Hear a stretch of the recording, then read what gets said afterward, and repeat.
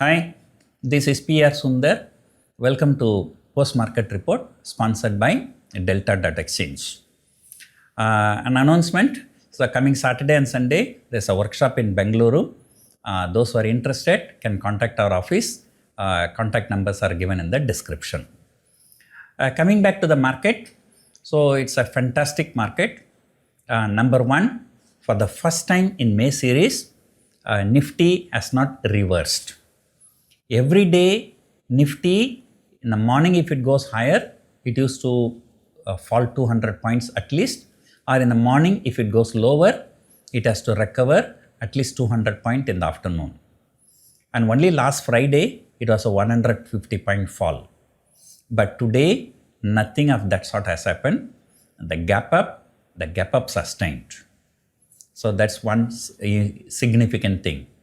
Second thing I told you, the India VIX has to fall. India VIX has fallen about 7%, 6.74%, something like that. But still, it has to fall more. And remember, still the agreement has not been signed between US and Iran. So once that is over, the VIX may fall further. But however, so this is also really very good, around 7% fall in VIX. And the third, the most important thing that no one expected, there was a huge short covering in the last half an hour, and Nifty future ended up 70 point premium to the Nifty spot. And remember, 1 week, 2 weeks before the expiry, Nifty future was trading at a discount for most of the time. There was a 15-20 point discount until 2 days before. But tomorrow is the expiry, just 1 day to the expiry, and Nifty future trading at a 70 point premium. So that is really which means that people are more or less sure that tomorrow it's going to be gap up. But we have to wait and see. And the FII data is still not out, so we do not know. But probably there must be buyers. So otherwise, that some intraday selling must have come. So no such intraday selling came. And most important thing, and Nifty was trading the 24,000 plus minus for a long time. And 2 weeks before, the Prime Minister's statement came and the Nifty fell 400 point, and the next day another 400 point. So 800 point fall. And I've been telling you that the last fall, the 400 point fall, last 2 weeks before Tuesday, that red candle was not taken out for the next 8 trading sessions. And today, that red candle has been taken out comfortably. That's number one. Second one, April 8, there was a big gap up. So that day, the Nifty closed around 24,000. So even that 24,000 is also taken out. So logically, the next target will be 24,300.